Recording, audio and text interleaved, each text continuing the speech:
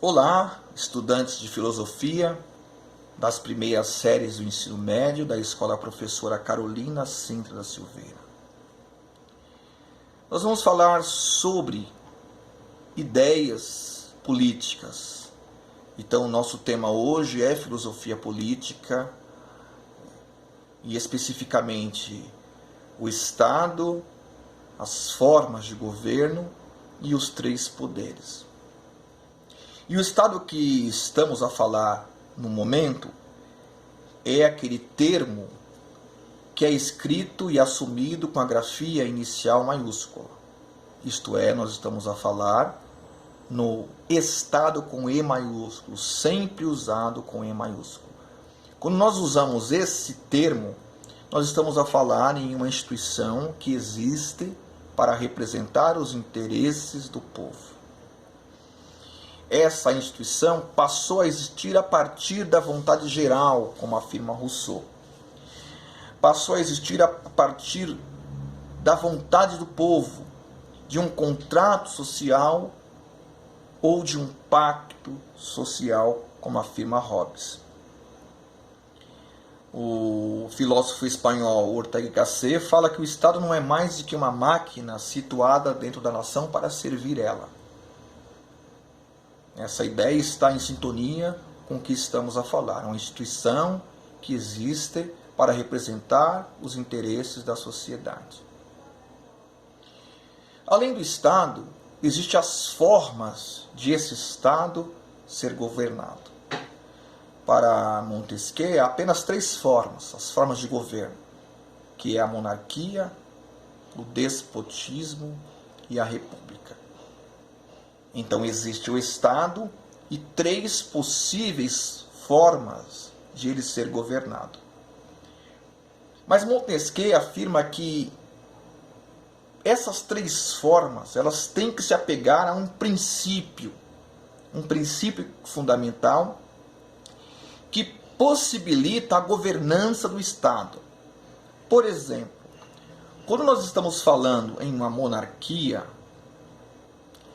nós estamos falando em um governo, em uma forma de governo, em que o monarca é o centro do poder político, é a figura central do Estado. E as leis que a sociedade tem que cumprir, elas são estabelecidas pelo monarca. E o monarca que alcança o poder por conta do seu sangue real, o que os súditos esperam nele é a honra.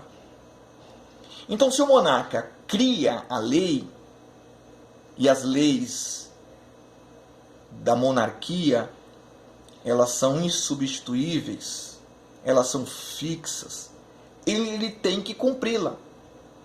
Se o monarca não cumpre as leis que ele próprio estabelece, os súditos não vão perceber nele a honradez.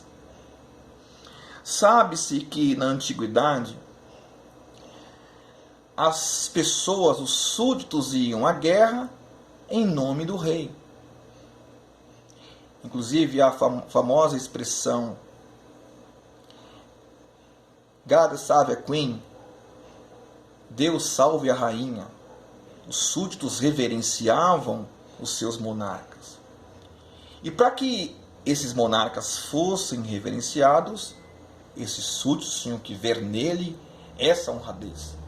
Vendo essa honradez, iam à guerra com afinco, com força, com raça. Portanto, se o rei não cumprisse a própria lei que ele estabeleceu, ele não seria respeitado, porque o povo não enxergaria nele a honra. A honra é o princípio fundamental da monarquia. Sem a honra, o rei não consegue governar com qualidade, porque não tem o respeito de seus súditos. Mas há um outro tipo de governo que é mais agressivo, que é o despotismo. O despotismo é um tipo de governo regido por um tirano, pelo déspota. E esse tipo de governo é ilegítimo. O tirano, o déspota é ilegítimo, porque ele tomou o poder de alguém. Essa é a característica do despotismo. É quando um governo é assumido por alguém que não faz parte de uma realeza e não alcançou o poder por meio do voto. Ele tomou o poder. Existe uma série de despotismos. Por exemplo, na contemporaneidade, existiram os regimes militares em que militares retiravam presidentes eleitos e se colocavam no poder. O militar é um déspota, é um tirano. E quando um tirano toma o poder legítimo de alguém, ele se torna um governante legítimo. E os cidadãos não o aceitam, não o respeitam por conta dessa característica de ilegítimo. Ele não está ali por conta da vontade do povo. Para ele conseguir governar, para ele conseguir ordem no seu governo, o que ele tem que fazer? Ele tem que se valer da força, porque o povo não respeita naturalmente. Se valendo da força, o que ele vai provocar no povo? O medo, o temor. Por isso, o medo é o princípio fundamental do tipo de governo despótico, do despotismo. Sem provocar o medo, sem provocar o temor, o déspota não consegue governar. Seu governo vai ser caótico. Falamos da monarquia, falamos do despotismo, mas falta falar sobre a república. E na república os poderes são divididos em específicas atribuições. Na república há os 3 poderes autônomos, diferentemente da monarquia, que o rei, além de executar, ele legisla, ele cria leis também, diferentemente do despotismo, em que todos esses poderes estão nas mãos de um só homem, ou seja, no despotismo o déspota se faz a própria lei, é ele mesmo que governa. Na república, cada poder é dividido, cada parte do poder assume as suas atribuições. E na república, pelo menos teoricamente, o poder emana do povo. Ele é o povo que desenvolve o poder, que cria o poder. E se o poder vem do povo, os seus representantes, sejam eles do executivo, do legislativo ou do judiciário, têm que apresentar virtudes, têm que apresentar qualidades diferentes, para que o povo perceba que está sendo bem representado. Se nós falarmos em uma república democrática, nós vamos já pensar no voto. Então, se um governante, aquele que pertence ao poder executivo, seja ele presidente, seja ele governador, ou seja ele prefeito, não executa, não administra bem o país, o estado ou o município, ele não vai se manter no poder, ou pelo menos não deveria ser mantido no poder pelo povo. Porque o povo, não vendo virtude, não o elegeria novamente. Isso eu posso falar também para os deputados, senadores, deputados estaduais e vereadores. Se o povo percebeu que aqueles que deveriam criar leis em seu favor não o fazem, logo o povo, não vendo essa virtude, não vendo honestidade, Logo, o povo deveria rejeitá-los e, através do voto, tirá-los do poder. Por isso que na virtude, por ser esse governo representativo que representa os interesses do povo, porque o poder emana do povo, a virtude é o princípio fundamental para manter o governante ou o legislador no poder. E nós já falamos dos três poderes. Montesquieu afirma que existem três fundamentais poderes. Na monarquia, o poder executivo, que é o poder de administrar, e o poder legislativo estão nas mãos do rei, do monarca. Porém, no despotismo, esses três poderes estão concentrados em uma só pessoa. É o tirano que executa, que administra, é ele que julga, é ele que cria as leis.